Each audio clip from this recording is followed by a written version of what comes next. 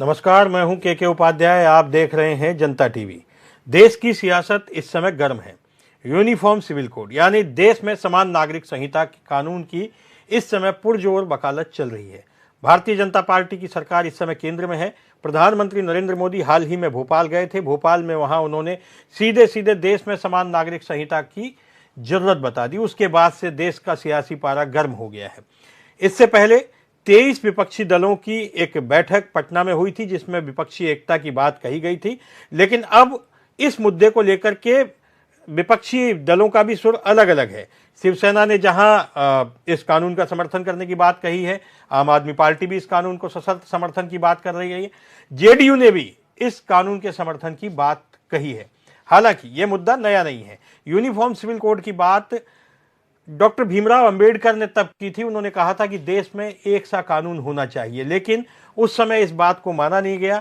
बाद में समय समय पर इसकी मांग उठती रही और यह आवश्यकता जताई जाती रही कि देश में यूनिफॉर्म सिविल कोड होना चाहिए, लेकिन यह परवान नहीं चढ़ सका।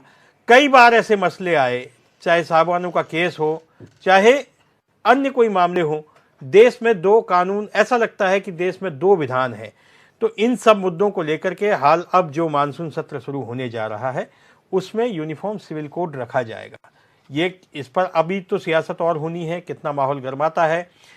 सबसे ज्यादा दिक्कत मुस्लिम समुदाय के लोगों को है। उनका कहना है कि ये उनके पर्सनल लॉ में दखल है।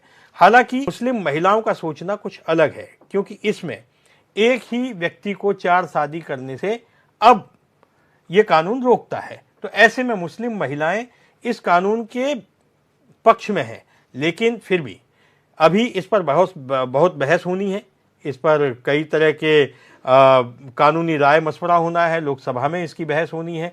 फिर यह कानून जब पारित होगा उसके बाद ये लागू होगा, लेकिन सियासी पारा गर्म है। हम पहले ये रिपोर्ट देखते हैं, उसके बाद हम अपने जो वक्ता हैं उनसे मुलाकात करेंगे और उनके साथ इस डिबेट में हिस्सा लेंगे।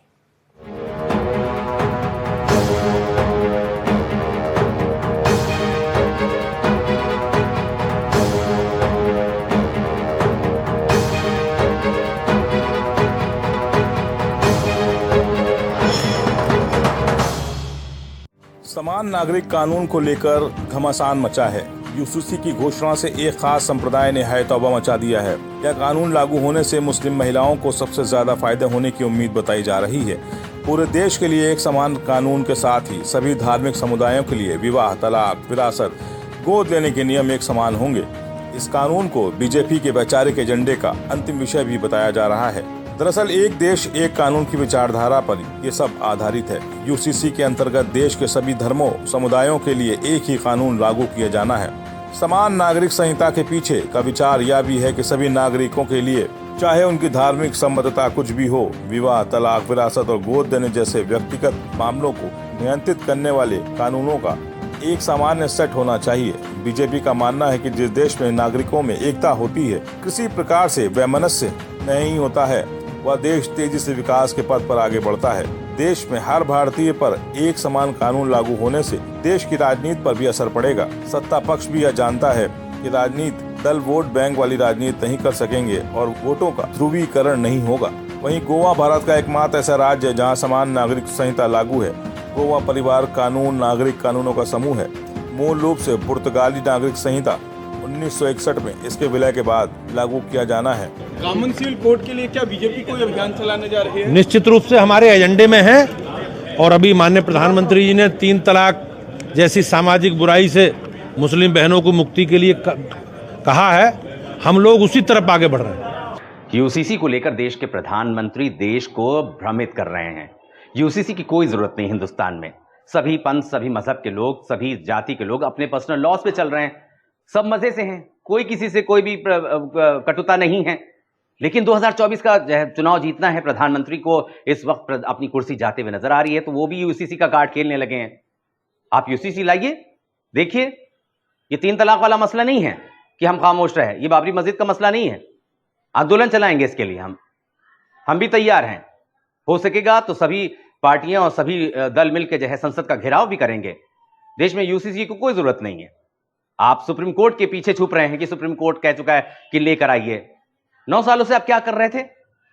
अब जब 24 आने वाला है तो आप कह रहे हैं कि अब यूसीसी आना चाहिए क्योंकि आप हार रहे हैं और आप जा रहे हैं।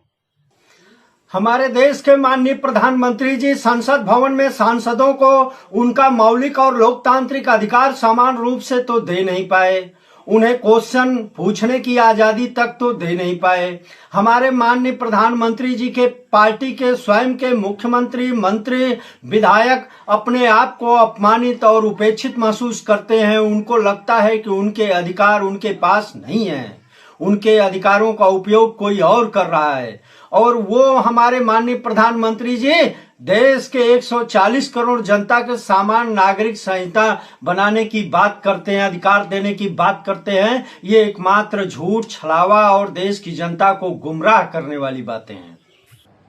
ये भारत एक धर्मनिरपेक्ष देश है, विशालकाय देश है, जिसमें विभिन्न मान्यताएं हैं, परंपराएं हैं। देश का संविधान इन्हीं मान्यताओं और परंपराओं से मिलकर बना है। यूसीसी बाध्यकारी नहीं है, ये देश का संविधान कहता है। 21वें विधि आयोग ने भी अपनी रिपोर्ट में कहा था कि फिलहाल देश में यूसीसी की आवश्यकता नहीं है। 22वां विधि आयोग वो फिर से जनता से राय मांग रहा है और जब वो विधि आयोग अपना कोई निर्णय लेगा तो समाजवादी पार्टी उस पर अपना पक्ष जरूर रखेगी। लेकिन देश के प्रधानमंत्री जी से आज बेरोजगारी और महंगाई पर सवाल पूछा जा रहा है तो वो यूसीसी पर जवाब दे रहे हैं। देश की जनता जब पूछ रही कि बेटी बचाओ बेटी पढ़ाओ वाले लोग आज कहां खड़े हैं तो देश के प्रधानमंत्री जी यूसीसी पे जवाब दे रहे हैं। हमारे आज के इस डिबेट में हिस्सा लेने के लिए हैं संजय चौधरी जी हैं, प्रदेश प्रवक्ता है भारतीय जनता पार्टी के। डॉक्टर भुवन भास्कर जोशी हैं, समाजवादी पार्टी के प्रदेश प्रवक्ता है। दिव्या मिश्रा एडवोकेट हैं, उनसे हम कानूनी राय लेंगे। केसर हयात खान मुस्लिम लीग से हमारे साथ जुड़ेंगे। बातचीत की शुरुआत हम करते हैं समाजवादी पार्टी के प्रवक्ता डॉक्टर भुवन भास्कर जोशी जी से। डॉक्टर भुवन जी, हम आपसे ये जानना चाहते हैं कि आपके विरोध का कारण क्या है? क्या वोट बैंक, क्या मुस्लिम अपीजमेंट की राजनीति ही या इसका विरोध का कारण है, या देश में समान नागरिक संहिता कानून नहीं होना चाहिए? क्या किसी एक देश में अलग अलग तरह के कानून होना चाहिए? भुवन भास्कर जी। तो नाम सुधार की आशा करूंगा। प्रोफेसर भुवन भास्कर जोशी मेरा नाम है, राष्ट्रीय प्रवक्ता समाजवादी पार्टी। मैं आपको बताना चाहता हूं जो संविधान का जो अनुच्छेद 25 है वो सीधा सीधा ये उसका हनन करता है, जो कि हमें धार्मिक स्वतंत्रता का अधिकार देता है। और मेरे को लगता है कि भारतीय जनता पार्टी का जो नफरती एजेंडा है वो साफ साफ दिखाई देता है। ये किस प्रकार एक समाज को, एक धर्म विशेष के लोगों को लगातार अपनी राजनीतिक मजबूरी के कारण बांटने का काम करते हैं। और जब से भारतीय जनता पार्टी की आदरणीय मोदी जी की सरकार आई है, निश्चित तौर पे ये उस पर काम करने का काम करते हैं। और बाबा साहब ने जो हमें संविधान जो बनाया, जो उसका जो सिविल कोड है वही इस देश का सिविल कोड है। और निश्चित तौर पर उन्होंने कहने का काम करा कि यहाँ पर सभी लोगों को अपने अपनी धार्मिक आजादी, धार्मिक स्वतंत्रता, अपनी मान्यताओं का हक है। और जहां तक बात है जो आज का परिप्रेक्ष्य में आपने आज की चर्चा चलाने का काम करता हूँ, मैं आपको बताना चाहता हूँ कि एक परिवार ही होता है। जैसा कि माननीय मोदी जी बार बार कहते हैं कि एक परिवार, अगर एक परिवार है तो उसमें परिवार में भी सबकी भूमिका अलग अलग होती है। मैं कहना चाहता हूँ मातृशक्ति की भूमिका अलग होती है, वृद्धों की अलग होती है, एक बच्चे की अलग होती है, एक बुजुर्ग की अलग होती है। तो परिवार में जब भूमिका अलग होती है, जो कि माननीय मोदी जी कहते हैं कि एक परिवार के लिए एक नियम होना चाहिए, निश्चित तौर पर उसमें सबके लिए नियम अलग अलग होते हैं। तो मैं किस प्रकार हो सकता है एक नियम? मैं दूसरा आपको बताना चाहता हूँ, इस देश में, इसी देश में गो कसी का कानून है, गोवा में नहीं है और जगह है। तो निश्चित तौर पर वहां पर जो मांस है उसके गौ मांस से जो है व्यापार होता है, गौ मांस जो है वहां पर अलाउड है, उससे टैक्स जो वसूलती है सरकार, लेकिन निश्चित तौर पर अन्य राज्यों में बैन है। तो निश्चित तौर पे जो भारत का जो संविधान है, जो विविधता में एकता का हम लोग कहते हैं, वो हमें आज्ञा देता है, वो हमें परिवेश देता है कि हम लोग सब लोग अलग अलग धर्म, अलग अलग जाति के, अलग अलग मजहब के, अलग अलग संस्कृति के मानने वाले हो सकते हैं, लेकिन हम सब मिलजुल के रहते हैं। यही है जोशी जी, ठीक है, आपने अपनी बात कह ली। हम संजय चौधरी जी से। संजय जी, आपको क्या लगता है विपक्ष क्यों इसका विरोध कर रहा है? क्या मुस्लिम वोट बैंक के लिए, या फिर इसके पीछे मतलब वजह क्या हो सकती है? क्या महिलाओं को आज़ादी नहीं होनी चाहिए? क्या महिलाओं के लिए ये कानून लाभदायक नहीं है? और ख़ास तौर पर सिर्फ मुस्लिम जो अल्पसंख्यक समुदाय है वही इसका विरोध कर रहा है, बाकी जो अल्पसंख्यक समुदाय हैं, चाहे वो जैन हों, सिख हों या अन्य धर्म के भी लोग हैं, ईसाई वगैरह, वो इसका विरोध नहीं कर रहे हैं। कुल मिलाकर के इसमें बहुत सारे कानून बदलने वाले हैं, जैसे गोद लेने का अधिकार, जैसे तलाक को लेकर के 3 तलाक आया, इसमें भी कुछ चेंजेज होने वाले हैं।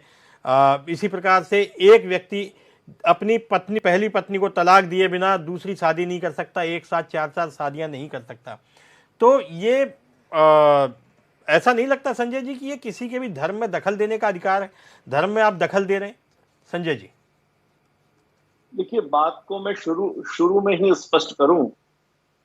जब देश स्वतंत्र हुआ, हम संविधान के अंतर्गत आए, तो संविधान है ही सम और विधान से बना हुआ, यानी कि सभी के लिए एक जैसा विधान ये संविधान है।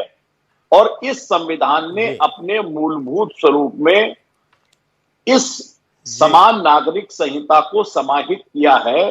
संविधान की इच्छा है, संविधान को बनाने वालों की इच्छा है, तभी भारत के संविधान में समान नागरिक संहिता को शामिल किया गया है। समान नागरिक संहिता बेहतर समाज के निर्माण के लिए आवश्यक है, क्योंकि समानता होगी तभी सारे देश के नागरिक बेहतर देश के भविष्य के लिए एक साथ आगे बढ़ सकेंगे। समय समय पर भारत के सुप्रीम कोर्ट ने इस समान नागरिक संहिता को लागू किए जाने की आवश्यकता के साथ निर्देश भी भारत की सरकार को दिए हैं। देश के कुछ राज्य निश्चित रूप से ये प्रमाणित है, संविधान के में जब वो राज्य आए तब उन राज्यों में समान नागरिक संहिता थी और वो अभी भी चल रही है। गोवा के साथ पुडुचेरी में भी समान नागरिक संहिता उस राज्य के अंतर्गत लागू है। ये कह रहे हैं कि भारतीय जनता पार्टी लेकर आई, भारतीय जनता पार्टी इसे लेकर नहीं आई, इसे भारत के संविधान ने स्वीकार किया है।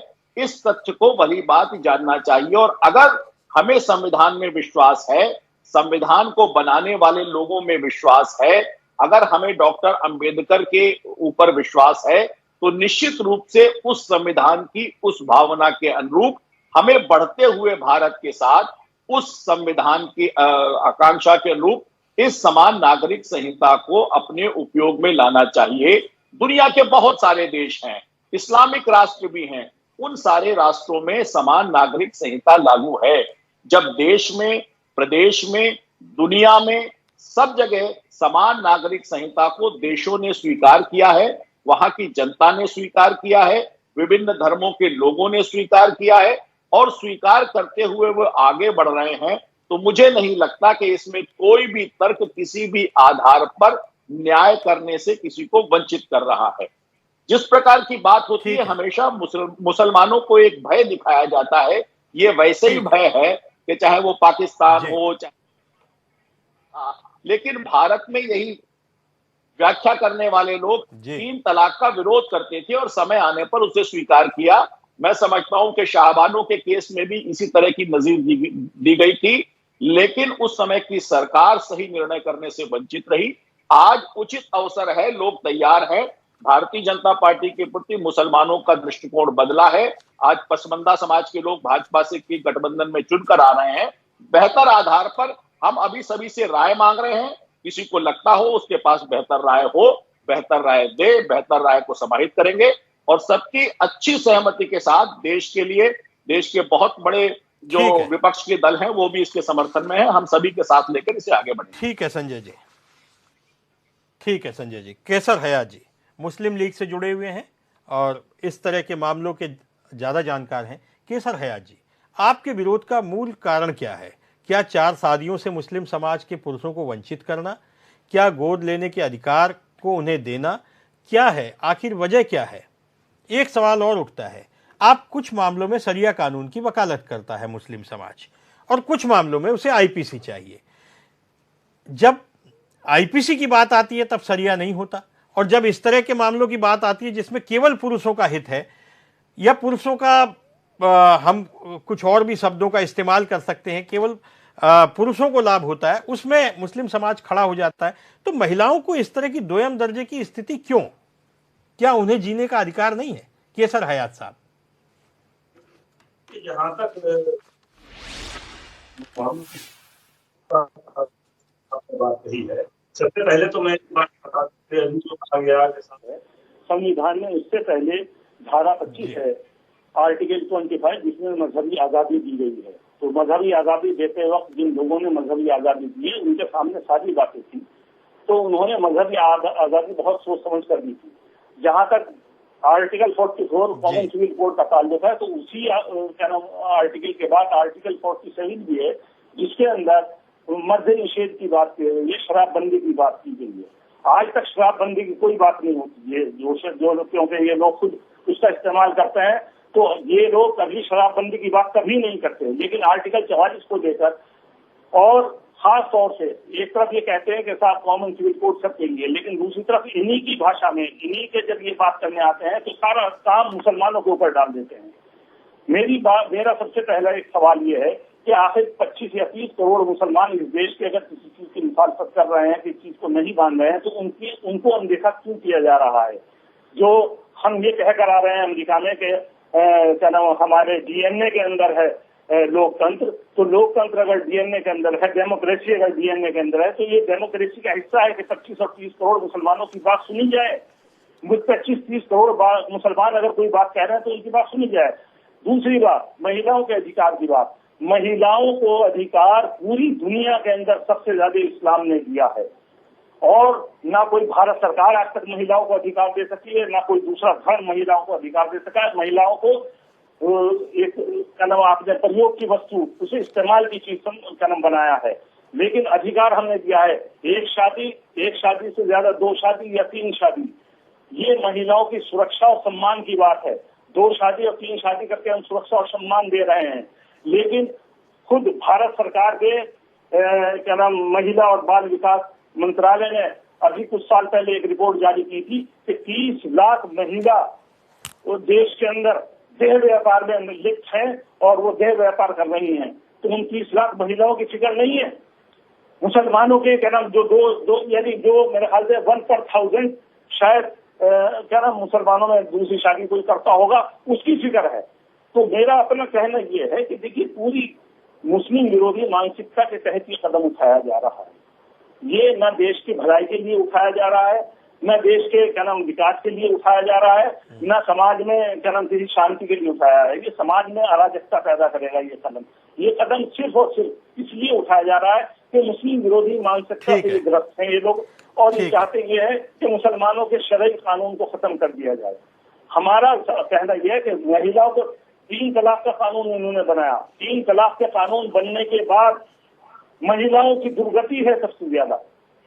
मुसलमान महिलाओं की दुर्गति जो जहाँ पैचअप हो सकता था, जहाँ मसाहलत हो सकती थी, जहाँ बात बन सकती थी, वहाँ आपने 3 तलाक के जुर्म में लड़के को जेल भेजकर उस पूरे क्या ना उसको खत्म कर दिया, और वो महिला उसका शौहर तो जेल में चला गया। उस महिला को क्या दिया सरकार ने, क्या दिया अदालत ने? बताइए, कोई एक चीज बताइए। आपने सिवाय इसके कि अराजकता पैदा की है मैं 3 तलाक का कानून लाने के बाद, और महिलाओं को कुछ भी नहीं मिला जो हो सकता। ठीक है केसर साहब, हमारे साथ एडवोकेट दिव्या मिश्रा भी है, वो महिला भी है, कानून की जानकार भी है। हम दिव्या मिश्रा जी से सवाल करते हैं। दिव्या जी, अभी केसर साहब कह रहे थे कि संविधान में धारा 25 का उल्लेख है जो मजहबी आज़ादी देता है उनको, मुसलमानों को, या मतलब किसी भी धर्म को मजहबी आज़ादी देता है, वो चाहे किसी भी धर्म के लोग क्यों ना हो। दूसरा, उन्होंने कहा कि ये तो मुस्लिम महिलाओं के बहुत ही लाभदायक है कि उनकी एक व्यक्ति 3 शादी कर सकता है, 2 शादी कर सकता है, महिलाओं को आश्रय मिलता है। तो इन परिस्थितियों में हमारा जो लॉ है वो क्या कहता है? दूसरा, शरिया कानून और आईपीसी, इसमें क्या अंतर है, ये मैं आपसे समझना भी चाहता हूं, और एक महिला होने के नाते ये जो पीड़ा है वो भी आपसे साझा करना चाहता हूं कि आपकी राय गैर राजनीतिक होगी, ऐसा मुझे लगता है।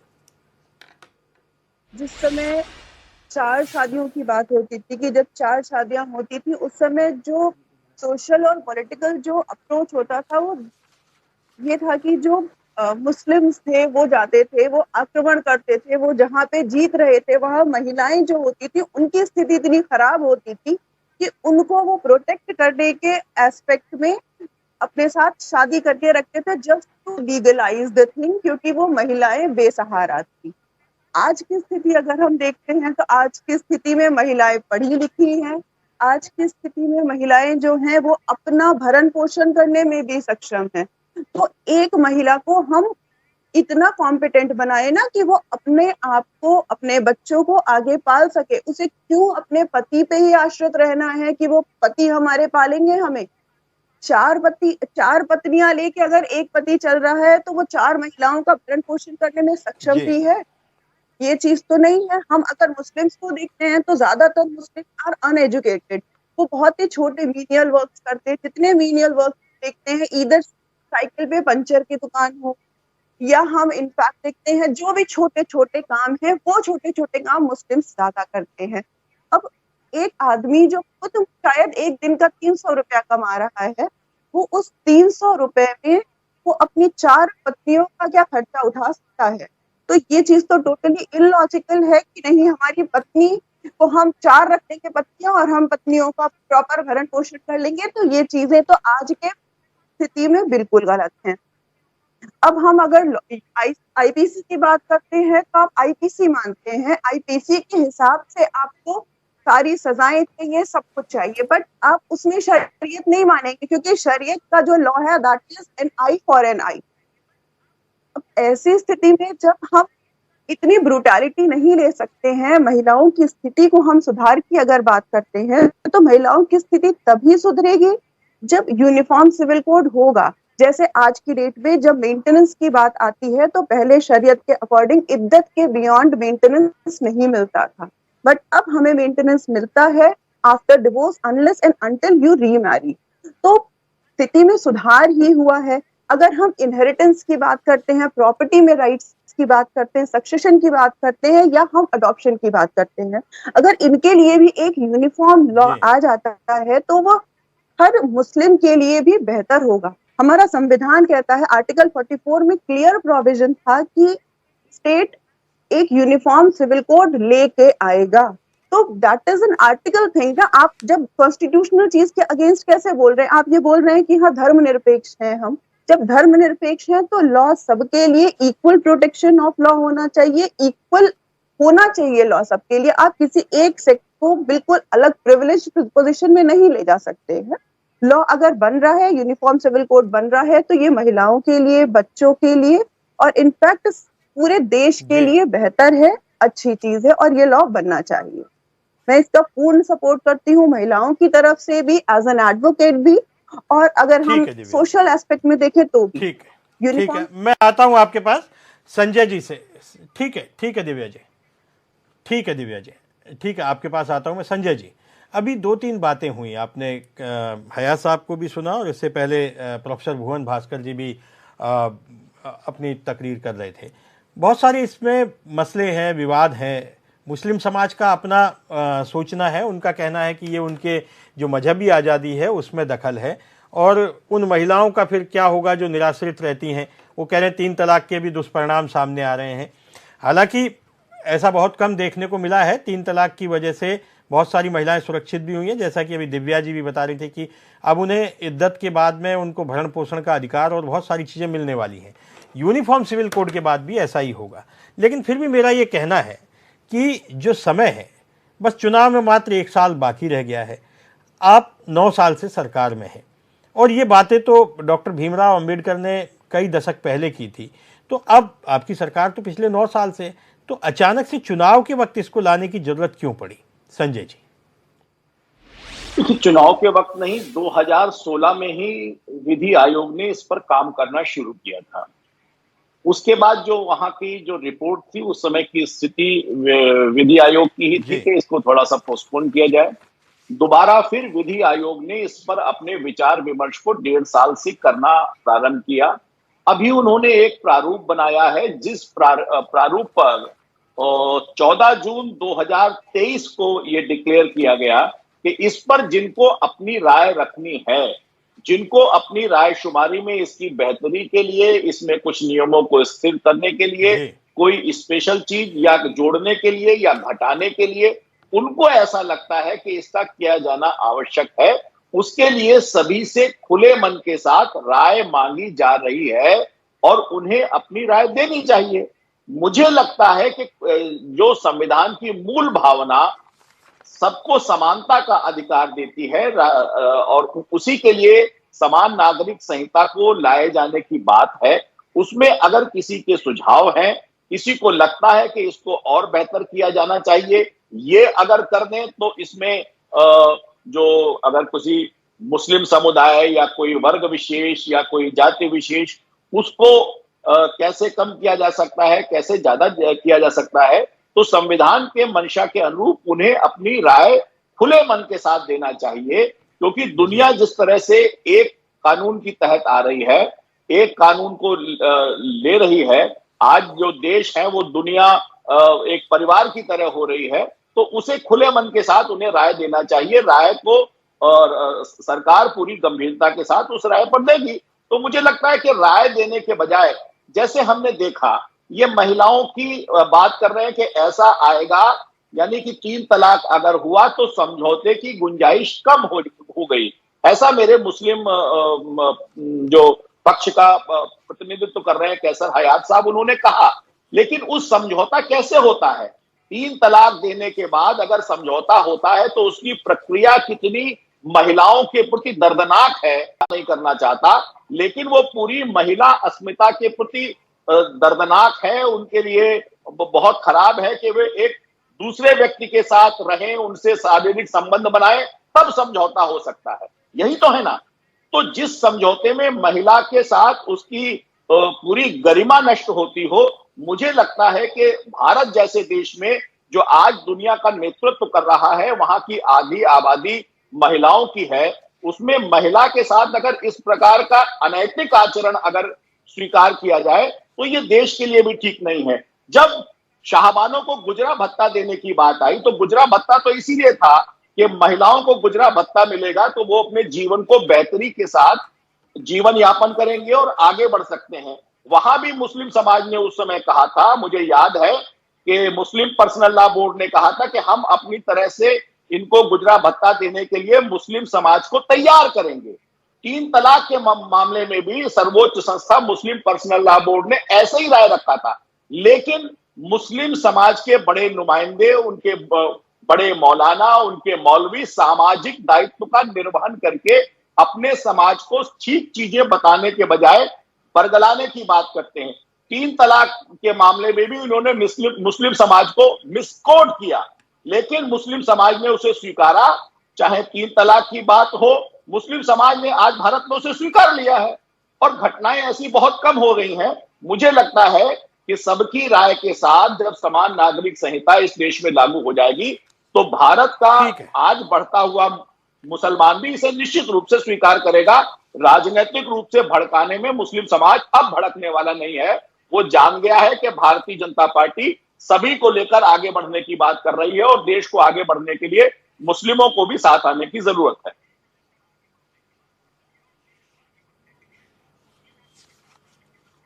ठीक है, प्रोफेसर भुवन भास्कर जी, आप प्रोफेसर भी हैं और जाहिर है बहुत विद्वान व्यक्ति हैं। आपसे ये जानना चाहते हैं हम कि आखिर विरोध की वजह क्या है? मतलब क्या केवल वोटों के लिए विरोध है? क्या महिलाओं के अधिकार कोई अधिकार नहीं होते? जैसा कि अभी संजय चौधरी जी बता रहे थे, हलाला जैसी प्रथाओं का उन्होंने जिक्र किया। मैं एक बात और भी कहना चाहता हूँ, हिंदुओं में भी, हिंदू समाज में भी 1955 से पहले तक, मुझे सन शायद यही है, 1955 से पहले तक बहुविवाह प्रथा थी। और वही उनके पीछे भी तर्क वही था जो अभी कैसर साहब कह रहे थे, हयात साहब, कि जो निराश्रित महिलाएं होती थी, युद्ध होते थे, संधियां होती थी, तो उसमें महिलाओं का आदान प्रदान होता था। 2 राजाओं के बीच में संधियां होती थी तो उस राजा के साथ दूसरे राजा की बेटी की शादी हो जाती थी। इसके अलावा जो युद्ध में विधवाएं हो जाती थी उनको भी विवाह किया जाता था। लेकिन इसका फिर दुरुपयोग हुआ, लोग अपने अपने खुद निजी शौक के लिए बहुविवाह कर रहे थे।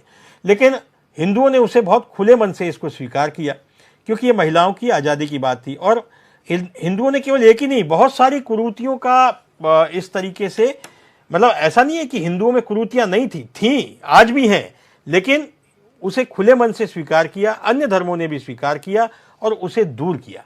तो आपकी ऐसी क्या मजबूरी है, क्या ऐसी राजनीतिक मजबूरी है, व्यवस्था है कि आप बस इसका विरोध नहीं कर पाते?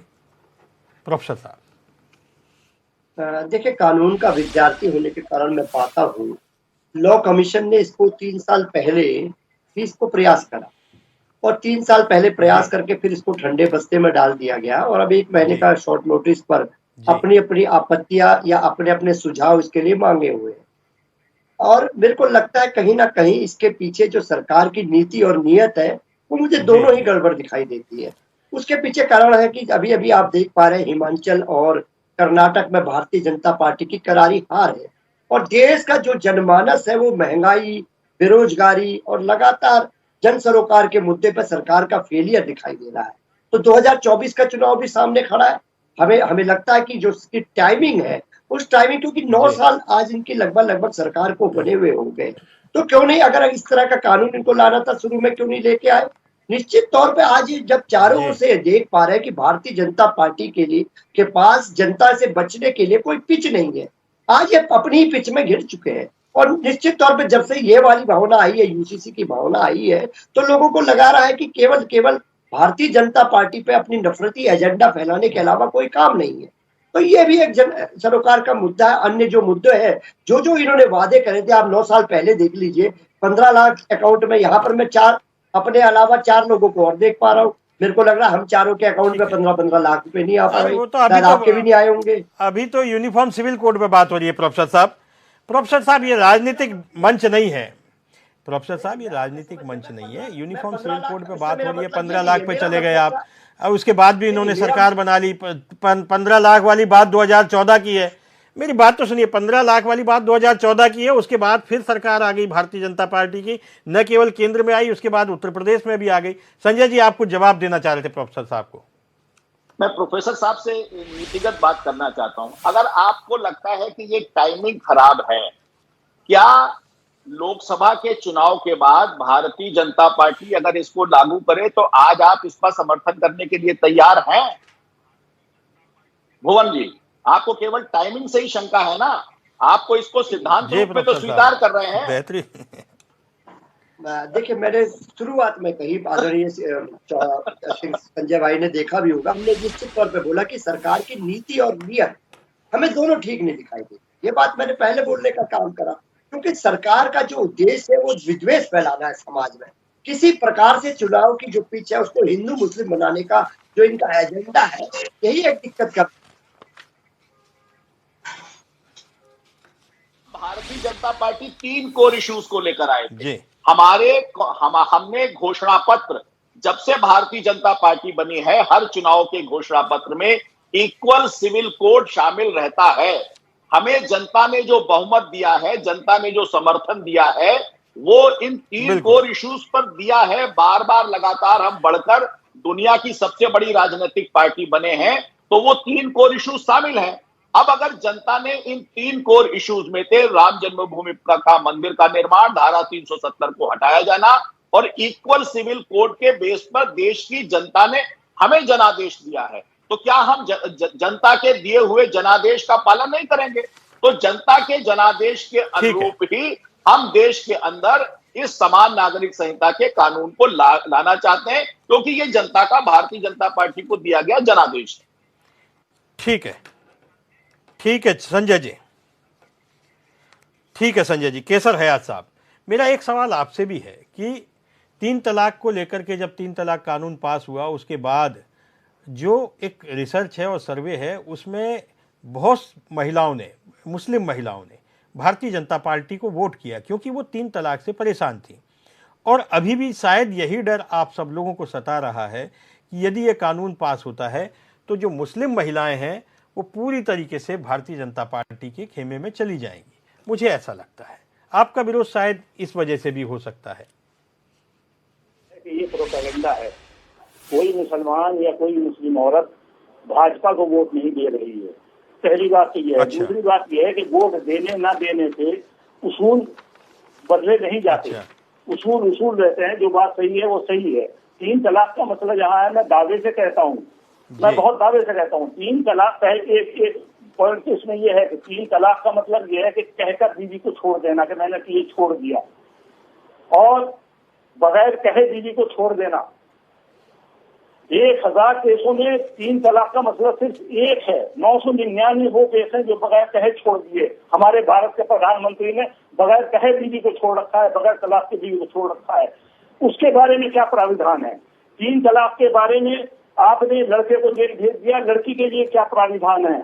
लड़की के लिए आपने क्या किया, उस औरत के लिए आपने क्या किया? और नंबर 3 ये है कि बगैर इसका जवाब दिव्या मिश्रा जी देंगे। दिव्या जी इसका जवाब दीजिए, जवाब दीजिए कि बिना बताए अगर छोड़ देते, नहीं 1 मिनट, कानून की बात कर लेते हैं ना, क्योंकि ये तो हिंदुओं के ऊपर भी लागू है, अन्य अल्पसंख्यकों पे भी लागू है कि अगर आप बिना बताए छोड़ते हैं तो कानून उनकी किस प्रकार से सहायता करता है। दिव्या जी इसका जवाब दीजिए, क्योंकि इस तरह की ये जो पुरुष मानसिकता है ना, पुरुषवादी महिलाओं पे कब्जा करने वाली, उस मानसिकता का आप परिचय दे रहे हैं। ये तो सभी के लिए है ना, केवल मुसलमानों के लिए अलग है क्या? तो सभी महिलाओं के लिए होना चाहिए। दिव्या जी, उनकी तादाद ज्यादा है। दिव्या जी, हम लोग जब हिंदूज में बातें देखते हैं या हिंदू लॉज देखते हैं, तो हिंदू लॉ इनफैक्ट क्रिश्चियंस के लिए जो हमारा इंडियन डिवोर्स एक्ट है, हर जगह आप महिलाओं की बात करिए। दिव्या जी मैं सिर्फ महिलाओं की बात करना चाहता हूं।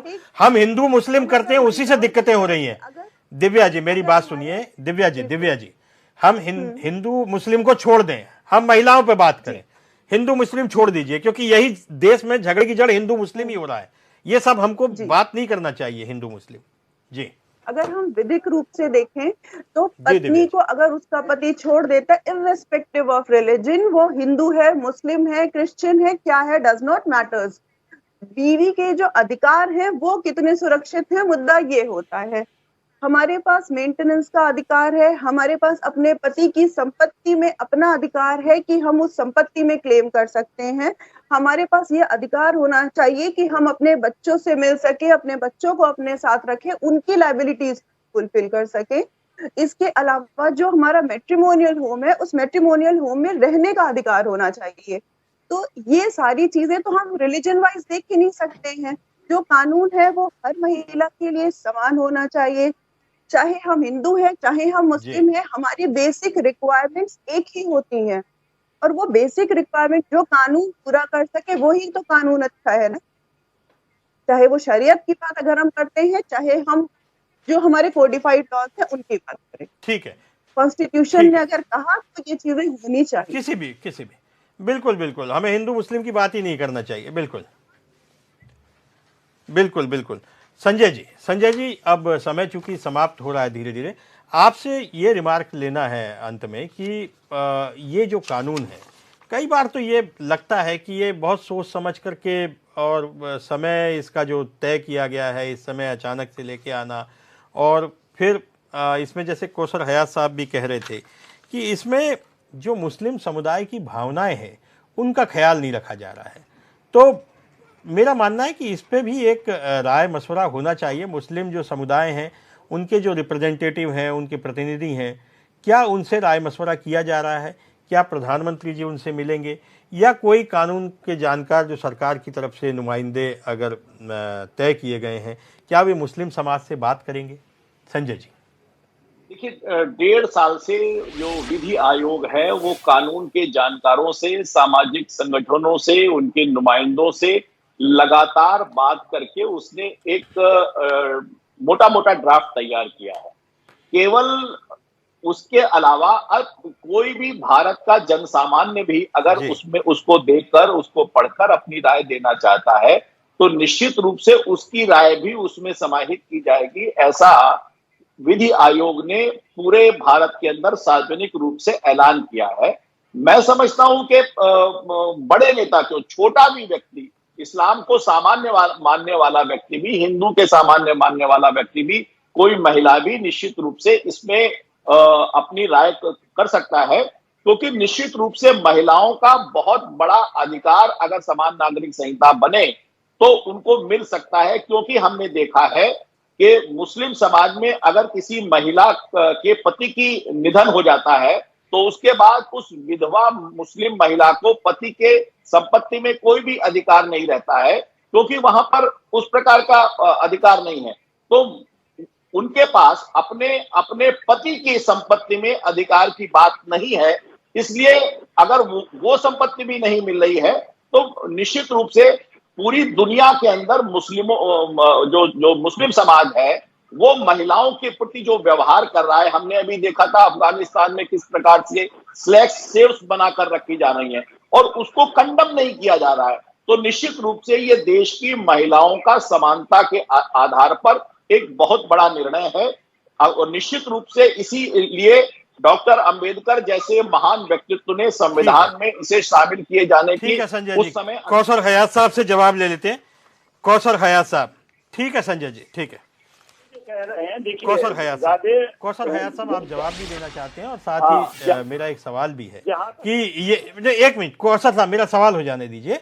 अगर ये कानून, आपका जवाब मैं लूंगा, संजय जी का आप जवाब दीजिए। इसके अलावा मेरा एक सवाल भी है कि यदि ये कानून आता है जो कि अब आना तय है, क्योंकि प्रधानमंत्री जी के बोलने का मतलब है कि अब उसमें संशय नहीं है, तो इन परिस्थितियों में मुस्लिम समाज क्या किस तरीके से विरोध करेगा, कहाँ जाएगा, किस तरीके से वो अपनी बात रखेगा, इसकी क्या तैयारी है? आप संजय जी की बात का जवाब देना चाहते थे, वो दीजिए। उसके बाद जो मैंने सवाल किया है उसका भी जवाब आपसे चाहता हूँ। जी संजय जी की बात का मैं कह रहा हूँ कि भाई जैसे बहुत सी चीजों में ये गुमराह कर रहे हैं कि साथ औरतों को उनका हक नहीं दिया जाता, ये कतई तौर पर गुमराह है। मेरा दावा है इस मुल्क में, मैं इस भारत मुल्क के अंदर दावा कर रहा हूँ कि सबसे ज्यादा हक मुसलमानों में दिया जाता है औरतों को, और मुसलमानों के अलावा किसी दूसरे कानून के अंदर औरतों को हक नहीं दिया जाता है। मेरा दावा है, आंकड़े पेश कर लो, हमारे यहाँ विधवा औरत को भी दिया जाता है। और हमारे यहाँ एक कानून है इस्लाम का कि औरत पैदा होने से मरने तक मर्द के जिम्मे है, चाहे वो बाप की सूरत में हो मर्द, या शौहर की सूरत में हो, या भाई की सूरत में हो, या बेटे की सूरत में हो। पूरी जिम्मेदारी मर्द की होती है, चाहे औरत के पास कितना भी पैसा हो, चाहे औरत के पास कितनी भी बड़ी नौकरी हो, लेकिन उसकी जिम्मेदारी पूरी मर्द को दी गई है। ये तो हमारे यहाँ कानून है। दूसरी बात यह है कि हम क्या करेंगे, हमने इस कानून की जिस वक्त ये बन रहा था, जो क्या नाम संविधान सभा के अंदर, क्या नाम कॉन्स्टिट्यूशन असेंबली के अंदर जिस वक्त ये आर्टिकल 44 ले आया था, मुस्लिम लीग ने उस वक्त की मुखालफत की थी इसकी। और 2016 में 15 मार्च 2016 को 1 करोड़ दस्तखत करके हमने उस वक्त के राष्ट्रपति प्रणब मुखर्जी को दिए हैं इस कानून के खिलाफ, कॉमन सिविल कोड के खिलाफ। और अभी भी हम हिम्मत नहीं हारे हैं। पूरा देश का 30 करोड़ मुसलमान, 25-30 करोड़ मुसलमान इसके खिलाफ खड़ा होगा। वो इसे बर्दाश्त नहीं करेगा, क्योंकि सीधा सीधा इनका कॉमन सिविल कोड बनाने का मकसद नहीं है, इनका ठीक है। संजय जी आप कुछ कहना चाह रहे थे? ठीक है कौशल साहब, बहुत समय कम है। हयात कौशल साहब समय कम है, आपकी बात मैं समझ गया। और संजय जी बहुत संक्षेप में जवाब दीजिए, बहुत संक्षेप में जवाब दीजिए। दिव्या जी बस संजय जी के बाद आपके पास आते। मेरा जो सवाल था कि अगर पति मर गया है तो उसकी जो विधवा स्त्री है उसको मुस्लिम समाज में संपत्ति के अधिकार नहीं है। अगर ये कानून आएगा तो मुस्लिम महिला को पति की मृत्यु के बाद भी संपत्ति में अधिकार मिलेगा, वो महिला ज्यादा प्रभावशाली होगी। इसलिए महिलाओं की सुरक्षा के लिए आवश्यक है कि इस देश में समान नागरिक संहिता बने, और हम उसी के लिए काम कर रहे हैं। हमारे शरीयत में है, उसे मिलता है, कॉमन सिविल कोड से न मिला है न मिलेगा आज तक। आप मिलेगा दिव्या जी, संजय जी, ठीक है कौशल साहब। दिव्या जी आपका रिमार्क कानूनी।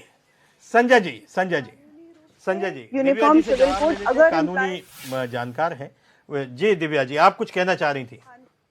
अगर यूनिफॉर्म सिविल कोड का इम्प्लीमेंटेशन होता है तो दिस इज क्वाइट ऑब्वियस कि जो महिलाएं हैं उन्हें उतने ही अधिकार मिलेंगे जितने पुरुषों को हैं। हिंदूज में या हम अदर रिलीजन में देखते हैं तो मुस्लिम्स की अपेक्षा महिलाओं को ज्यादा अधिकार है, और जो इम्प्लीमेंट भी होते हैं हम कोर्ट के जरिए वो अपने जो भी अधिकार है वो प्राप्त कर सकते हैं। मगर शरीय ठीक है दिव्या जी, बस समय हमारे पास बहुत कम है, इसके समय आप ज्यादा इजाजत नहीं दे रहा। आप सब लोग मेहमान हमारे साथ जुड़े, आप सब लोगों का बहुत बहुत शुक्रिया, धन्यवाद। यूनिफॉर्म सिविल कोड को लेकर के चर्चा अभी जारी रहेगी, क्योंकि अभी सियासी पारा गर्म है और अभी चूंकि लोकसभा का सत्र शुरू होने वाला, मानसून सत्र, और उसी में ये यूसीसी पर कानून आने वाला है। बहुत सारे दल इसके विरोध में खड़े भी हो रहे हैं और बहुत सारे दल इसके पक्ष में भी आ रहे हैं। कुल मिलाकर के बहस इस समय तेज है। मुस्लिम समुदाय को लेकर के ज़्यादा चिंताएं हैं। विपक्ष की चिंता ये है कि वोट बैंक बंट सकता है, और भारतीय जनता पार्टी इसके जरिए एक जो पसमानदा मुसलमान हैं, पसमानदा मुसलमानों की बात कर रही है, मुस्लिम महिलाओं की बात कर रही है, तो वो चाहती है कि मुसलमानों की जो महिलाएं हैं और जो पिछड़े तबके के मुसलमान हैं, यानी पसमानदा, यानी जो पीछे रह गए, वे मुस्लिम भारतीय जनता पार्टी के साथ जुड़ जाएं। ऐसे में भारतीय जनता पार्टी का वोट बैंक बढ़ेगा। प्रधानमंत्री नरेंद्र मोदी और भारतीय जनता पार्टी की यह नीति कितनी कामयाब होती है, कितनी कारगर होती है, ये तो 2024 के बाद ही पता चलेगा, चुनाव के बाद। लेकिन फिलहाल सियासत गर्म है। आप देखते रहिए जनता टीवी, समाचारों का सिलसिला जारी रहेगा। नमस्कार।